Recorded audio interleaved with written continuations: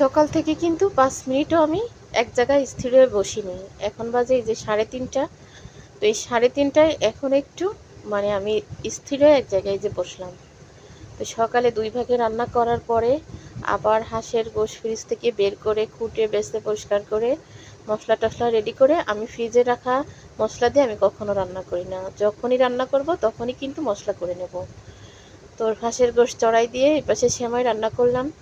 ২ KG দুধ জাল করে একদম একটু ঘন ঘন করে তারপরে হচ্ছে মাত্র ১ মুঠ সেমাই দিয়ে কিন্তু সেমাই রান্না করেছি। সেমাই দেখে অবশ্য আপনারা বুঝতেছেন যে এই সেমাইটা খেতে কত টেস্ট হয়েছে। বাদাম দিছি, কিশমিশ দিছি, দারচিনি দিছি, এলাচ দিছি। সাথে কিন্তু আবার ৮-১০টা রুটিও বানাইছি, ১১টা রুটি বানাইছি, চালের রুটি।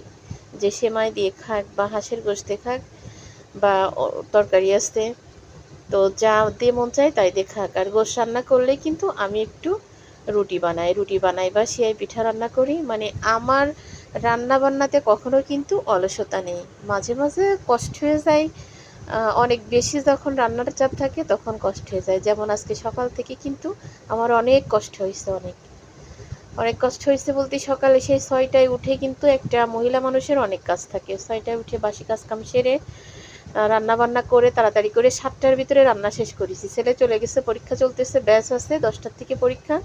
তো ওরে কিন্তু খাওয়াই দাওয়াই রেডি করে বের করে দিয়ে আমরা খেয়ে আমাদের হুজুররে খাওয়াই দাওয়াই দিয়ে ১০:৩০ ১০:৩০টার সময় রান্না করতে গেছি হাঁস, রুটি, সেমাই, পিঠা, মানে এতটুক সময়ের ভিতরে কিন্তু এতগুলো রান্না করেছি।